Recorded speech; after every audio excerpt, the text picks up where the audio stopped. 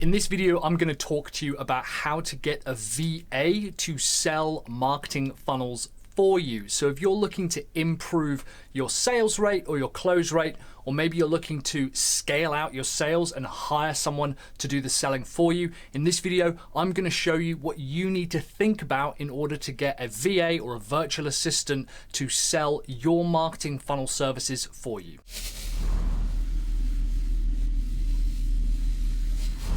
Hey there, funnel builders. Mike Killen here from Sell Your Service. If you're not already subscribed, go ahead and click the little subscribe button below, as well as the little bell icon to be notified when I produce new videos like this every single week, helping funnel builders like you sell marketing funnels to your customers. If you're watching this video, the problem is either you don't have the time to sell or you don't have the desire to sell.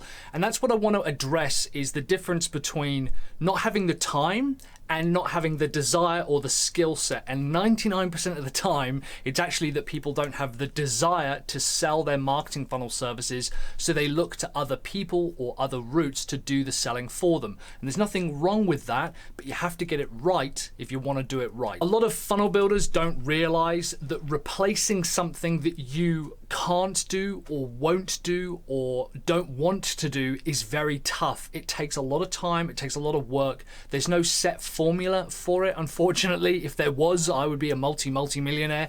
But unfortunately, you're gonna have to work at a few things that you're already feeling uncomfortable with. You can't outsource things that you already struggle with without some level of difficulty. So I want to talk about how you can hire someone. It can be done, but we need to think about some very specific options before we just go out and hire anyone to do the selling for us. If you're looking for sales strategies, I've got a book on the top 7 sales strategies that I use to sell marketing funnel services for 25 grand. It's completely free. It's basically my top 7 sales strategies for selling a 5-figure funnel. It's not the book 5-figure funnels, but it's what created that book in the end place. So if you head to sellyourservice.co.uk or use the link down below, you can get that free sales strategy guide sent straight into your inbox. The first thing you have to understand before hiring someone is, if you can't sell, will someone else sell for you? And to be able to answer that, we have to ask the question, why would someone else sell in your stead? If you don't want to sell because you're afraid of selling, you're putting yourself in a bit of a difficult situation.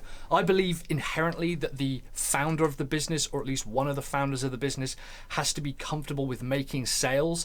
It's a bit like trying to train someone to swim when you're afraid of water. If you're expecting someone else to do the selling for you without you training them on what that sales process is. If you can't sell, and that's not true because absolutely everyone can sell, and I've proven this multiple times, but if you feel you can't sell or sell at the scale and the level that you want to, and you can't train someone else, then you're going to have to hire experienced people, and experienced people cost money, especially experienced and good salespeople. If you're looking to hire a VA to sell for you, chances are they'll have some communication and admin qualities and a background in that area, but getting someone to sign on a $25,000 deal is a very different skill set. Not to say it can't be trained into someone. In fact, we know it absolutely can be trained into someone. However, you have to understand that if you can't sell and you struggle to get someone to that point, then you're going to struggle training someone else to get to that point.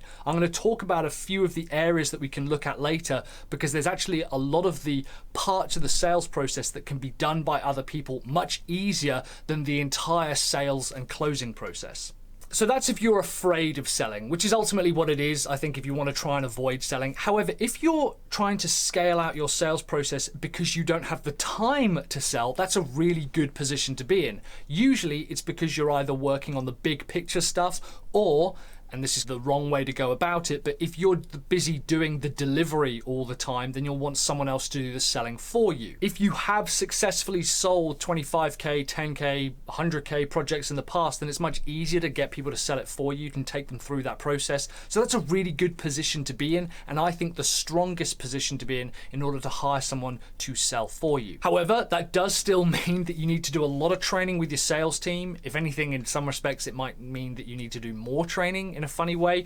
And it also means that you can't micromanage. If you get someone else to do sales for you and you have done it before, you might say, this is how I've done it and this is how particular process that I've gone through. But if you hire someone to do it and they do a good job and they're generating sales, and we'll talk about measuring those metrics later, and they do it in a slightly different way, you've got to step back. If you're going to take on people to do work for you, there's going to be elements of them following a process, but there's also going to be elements of them doing what they think is right for the job. And finally, this kind of comes back to that top one of, if you can't sell because you're afraid to sell and you're uncomfortable with selling, maybe you feel like you don't have the skills to sell. The reality is no one cares about your business and your products and your services more than you. Your customers don't, your staff don't. They certainly get to a point where they appreciate them, but no one cares about them as much as you. Selling is just a transference of enthusiasm. That's as complex as it needs to be. And if you're struggling with that because you feel you don't have the skill set to sell your services, it's actually very difficult to get someone else to magic that up from within them, because you're the one providing that service. You've decided to go down this path of selling marketing funnels. And if you're not capable of transferring enough enthusiasm to get someone to sign on the dotted line, you're going to really struggle to find someone else who cares as much about the product and as much about the customer as you. So it's something to bear in mind. The next thing to think about is, what section of the sales process are they covering? It's not just a case of doing everything from cold calling all the way through to closing. In fact, that's actually unfair to land on one person. There are, of course, sales specialists who can do all of that, but they usually come with a pretty hefty price tag. And rightly, if you're taking someone from doesn't know that you exist all the way through to happy, profitable, repeat customer, they deserve to be compensated for that. And we'll talk about that in a bit. But what you need to think about is, what part of the sales process are you looking to have someone else take control of? So reading off my list here, I've got prospecting, list building, lead generation, qualification, appointment booking, discovery and deep dives, consultation, the sales process, selling, proposal writing, proposal closing, follow-up, and account management. I'll put that list in the description below. You might be better off hiring for one small part of the process and still continuing to do the rest yourself. Most people are uncomfortable with the extreme ends of the spectrum, which is cold prospecting and lead generation and the closing part. If that's the part you're uncomfortable with, that's probably the part that you need to do to get better at it. But one of my favorite parts to outsource is appointment booking. So when we generate a lead via an email address, sometimes with a phone number, but usually with a name for a lead magnet like a PDF or a report, we've got someone who goes out there and tries to book an appointment. So they'll follow up with that email address. They'll send them personalized emails. They'll say, hey, we've got a quick 25-minute strategy session we'd love to get you on, talk through your use of the PDF or the report or the tool that you've got, go through the assessment with you, talk about some of your options and talk about some of those answers. That's a very time-consuming part of the process. It's not necessarily difficult, it's not necessarily requires a huge amount of skill, but it is something that when you can get someone else to do that on automation and take care of that for you, it can be extremely powerful. And what it means is that you can focus on lead generation and driving those leads and prospecting. Someone else is booking those appointments, and then you just jump on that call and start having conversations with people. The second thing I like to hire for is actually proposal writing. Now, this sounds counterintuitive because you think, oh, they weren't there, they don't fully understand. If you can get your proposal discovery process and the qualification process like really tight and get the same answers and the same questions from every single call, what you'll find is that proposal writing is actually pretty easy. Yes, delivery of it and closing on it and follow up afterwards, that requires a little bit of work, but actually writing the proposal is a relatively easy thing to outsource when the questions you ask to start with are standardized. I'll put a link to a video in the corner talking about my proposal process and how I get the right answers out of customers, but what you might find is that going after a particular segment of that sales process using that list in the description down below is in fact easier than trying to get someone to take over the entire process. And in my opinion, proposal writing and appointment booking are the easiest ones. Another really easy one as well is qualification. Just getting someone to call them up, make sure that they're the decision maker, go through BANTS, B-A-N-T-S, budget, authority, needs, timescale, and suppliers, getting them to do that on the phone or via Zoom or whatever,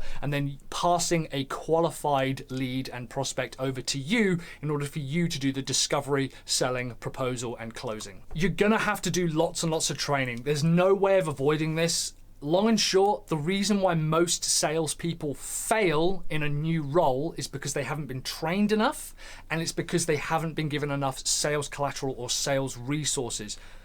I've worked with a lot of salespeople. I've been a salesperson for a lot of different companies. There's a big difference I've noticed between businesses who hand you the collateral and the stories. And when I say collateral, brochures, sales letters, previous proposals, web pages, videos, training videos, product demonstrations, all the stuff that kind of shows that it's a legitimate product and even parts of the product. Businesses that have lavished that onto their salespeople, the salespeople usually do well. If a salesperson doesn't do well after that, it's usually down to the salesperson and their motivation. Unfortunately, there's nothing you can do with that. However, if you're just hiring a VA, what you need to do is sell them on the product. You need to train them on why it's a benefit, who's buying it, what the process is, why anyone would want to buy it, why do you sell it, why have you created it, why is yours different from the competitor.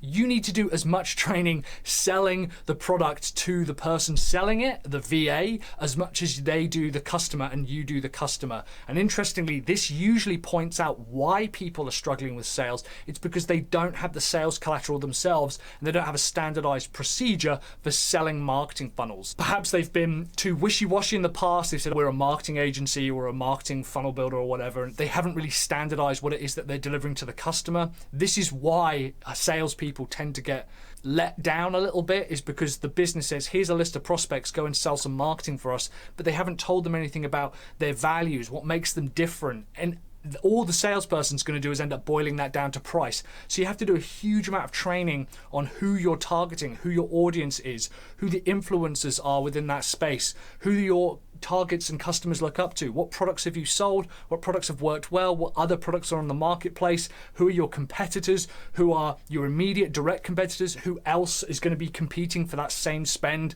You want to talk about closes and objections. You want to talk about qualification. You want to talk about the sales system, the journey, the prospecting journey, all of that. And you need to go over that repeatedly for about 6 months for the salesperson to really get to grips with being able to sell your products effectively. It's not something where you can go, we've got a website, we sell marketing, off you go. That's not going to work. If you want to do this properly, you're going to have to invest a lot of time and money in training. And finally, let's think about measuring what their results are. The way that I like to break this up is with LAPS, as I've used in the past, which is leads, appointments, proposals, and sales. There's also upsells, so those LAPSU, I guess. Leads is the number of people who are qualified and you have their contact information, everything from email databases all the way through to full like CRMs with their address and their name and their job position. The more qualified that data is, the better the leads are. That's one of the metrics that you might measure someone on. Again, if we go back to the top, and one of the first pieces I talked about was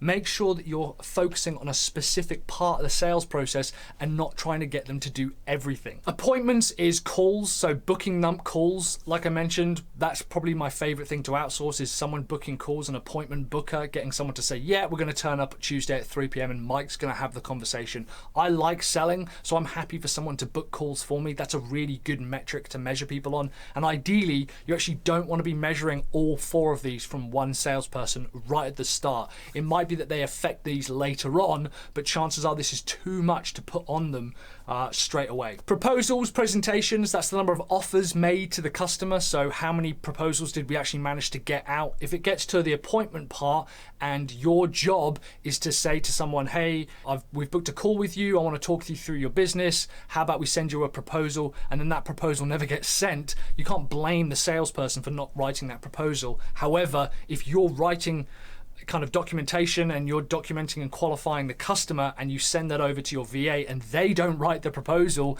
that's a sign that the proposal part of the process is broken. Next up is sales, which is pretty obvious. That's number of units sold. That's really important to understand, and it might not necessarily be measured in revenue, but it's the number of sales that your guys are generating. Some people just want customers because they know it's about lifetime value. Some people are going to be looking for a volume of sales because they know they sell a standardized product or service.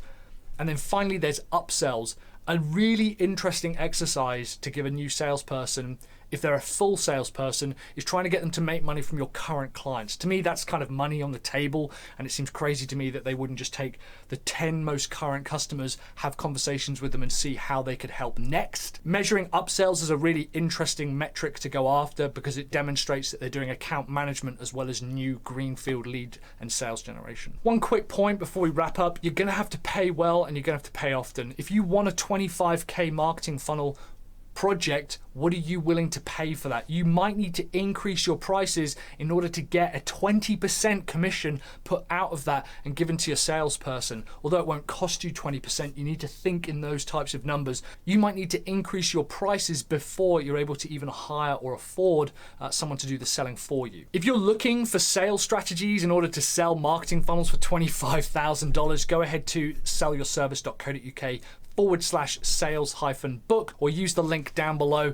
to get your free 7 sales strategies guide sent straight to your inbox that I use. I'd love to hear what your feedback is, whether you are looking to hire someone, whether this is something you want to now focus on, whether you have successfully hired VAs to do sales for you in the past, or if you've hired salespeople successfully. If you are a funnel builder, go ahead and click subscribe. In the meantime, I'll leave a link to my proposal writing video where I write proposals extremely quickly in something like 20 minutes, 15 minutes, no matter how complex the project is, no matter how big it is, and I will leave that next to me and you can go ahead and check that out to show you how you can write proposals super easily and perhaps even get someone else to do it for you. Thanks very much for watching, guys. In the meantime, I will see you on the next video. Have courage, commit, and take action.